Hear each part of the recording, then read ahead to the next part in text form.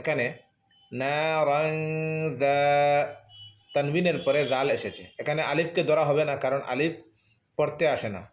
তাই আগেই বলেছিলাম আলিফ পড়তে, যেটা পড়তে আসে না সেটা আমরা ধরবো না, যেটা পড়তে আসবে সেটাকে ধরবো। তাই তানবিনের পরে জাল এসেছে, জাল ইখফার হরফ। নারান যাতা, নারান যাতা। আজ আমরা নুন সাকিন এবং তানবিনের 4টি কায়দা হইতে 2 নম্বর কায়দা ইখফা, এই ইখফার কায়দা আমরা পড়ব এবং এরপরে আমরা এইগুলো মাস্ক করব ইনশাআল্লাহ। এখানে তো এক্সাম্পল হিসাবে কয়েকটি শব্দ দেওয়া হয়েছে, কিন্তু কোরআনে কারিমে তো অসংখ্য অগণিত শব্দ রয়েছে, তাই ওই দিকে মাস্ক করবেন, কারণ আমাদের আসল উদ্দেশ্য হলো কোরআনে কারিম শুদ্ধ করা। মান তাগা, মান তাগা, নুন সাকিনের পরে ত এসেছে, ইখফা হাকিকি। বিসমিল্লাহির রহমানির রহিম। আসসালামু আলাইকুম ওয়া রাহমাতুল্লাহি ওয়া বারাকাতুহু। প্রিয় বন্ধুগণ, শিক্ষার্থী ভাই ও বোনেরা, আজ আমরা নুন সাকিন এবং তানবিনের 4টি কায়দা হইতে 2 নম্বর কায়দা ইখফা, এই ইখফার কায়দা আমরা পড়ব এবং এরপরে আমরা এইগুলো মাস্ক করব ইনশাআল্লাহ।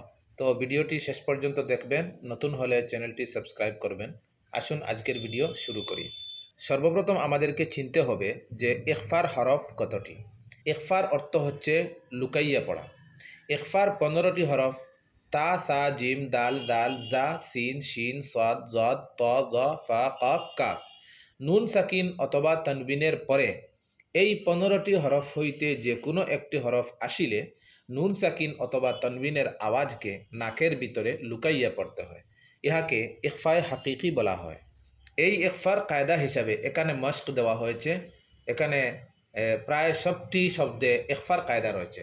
পড়ার সময় আপনি মনোযোগ সহকারে পড়বেন। দেখেন, হামজা নুন জবর আন, তা জবর তা, আন তা, নুন সাকিন এখানে, এরপরে তা এসেছে, তাটি হচ্ছে ইখফার হরফ, তাই নুন সাকিনকে গুন্না করে পড়তে হবে।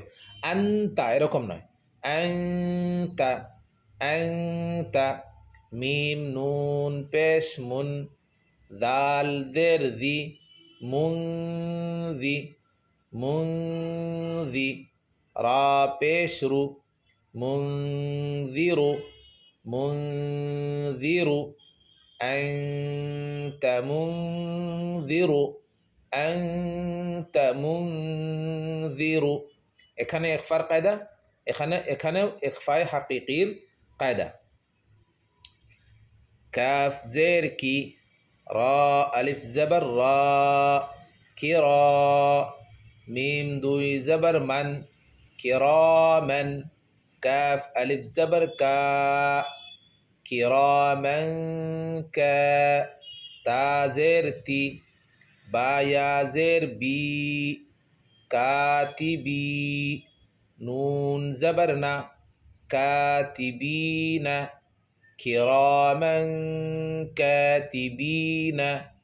এখানে তানবিনের পরে কাফ এসেছে, সেজন্য এখানেও ইখফায়ে হাকিকি। কাফ নুন পেশ কুন, তা পেশ তু, কুনতু, কুনতু। তা পেশ তু। রা আলিফ জবর রা, তুরা। বা দুই জবর বান, তুরাবান, কুনতু তুরাবান। এখানে নুন সাকিনের পরে তা এসেছে, তা হচ্ছে ইখফার হরফ, তাই ইখফায়ে হাকিকি। ইয়া জবর ইয়া, তা ইয়া জের তি, ইয়াতি। মিম দুই জবর মান, ইয়াতিমান। ফা জবর ফা, হামজা খড়া জবর আ, ফা আ। ওয়াও খড়া জবর ওয়া, ফা আ ওয়া। ইয়াতিমান ফা আ ওয়া। এখানে তানবিন এসেছে আর তানবিনের পরে ফা এসেছে, ফা হচ্ছে ইখফার হরফ, তাই ইখফায়ে হাকিকি। ইয়াতিমান করে নয়, এতিমান নয়। এতিমান হলে নুন সাকিনকে লুকাইয়া পড়া হবে না, নুন সাকিনের আওয়াজটাকে লুকাইয়া পড়তে হয়। গতিকে ইয়াতিমান ফাআওয়া এরকম পড়তে হবে। এরপরে মিম নুন জবর মান, দাল জবর দা, খা জবর খা, দা খ। লাম জবর লা, দাখালা, হা উল্টা পেশ হু, দাখালাহু, মান দাখালাহু। এভাবে যতটা শব্দ আপনি পড়বেন সবটিতেই নুন সাকিন অথবা তানবিনের পরে ইখফার 15টি হরফ হইতে যে কোনো একটি এসেছে। তাই সবার মধ্যে এই সবটি শব্দের মধ্যে ইখফায়ে হাকিকির কায়দা রয়েছে। যেমন এখানে উনসা, নুন সাকিনের পরে সা এসেছে। উনসা, এখানে নুন সাকিনের পরে শিন এসেছে। মিং শাইইন, মিং শাইইন, এখানে নারান যা, তানবিনের পরে জাল এসেছে। এখানে আলিফকে ধরা হবে না, কারণ আলিফ পড়তে আসে না।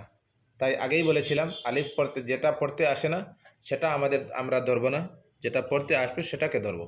তাই তানবিনের পরে জাল এসেছে, জাল ইখফার হরফ।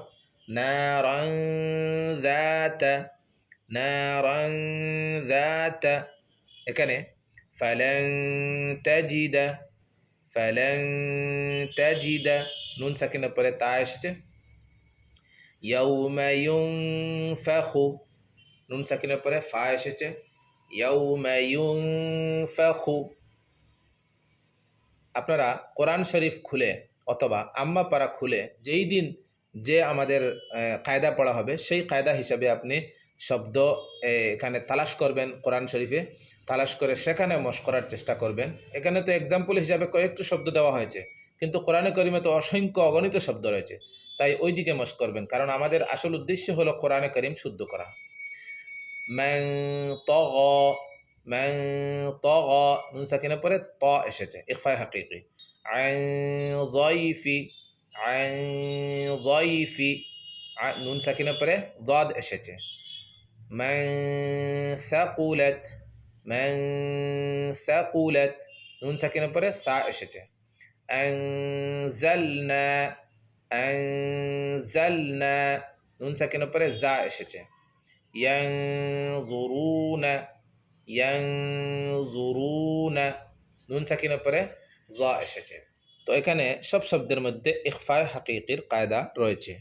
সর্বাবস্থায় আমরা ইখফার হরফ 15টি, এটা ইয়াদ রাখতে হবে, এটা স্মরণ রাখতে হবে সবসময়। যদি ইখফার হরফটি স্মরণ থাকে তাহলে ইখফার কায়দা কোন জায়গায় হয়, কোন জায়গায় ইখফার কায়দা হচ্ছে আপনি সরাসরি বুঝতে পারবেন। ইজহারের কায়দা, ইজহারের হরফ কতটি সেটাও আপনাকে ইয়াদ রাখতে হবে। এইগুলি হচ্ছে আসল জিনিস। তো হরফ যদি ইয়াদ থাকে, নুন সাকিন অথবা তানবিনের কায়দা আপনি খুব তাড়াতাড়ি বুঝতে পারবেন। তো আশা করি আজকের সবক আপনারা বুঝতে পেরেছেন। তো এই সবকটি ভালো করে মশক করবেন। ইনশাআল্লাহ পরবর্তী ভিডিওতে দেখা হবে। আসসালামু আলাইকুম ওয়া রাহমাতুল্লাহি ওয়া বারাকাতুহু।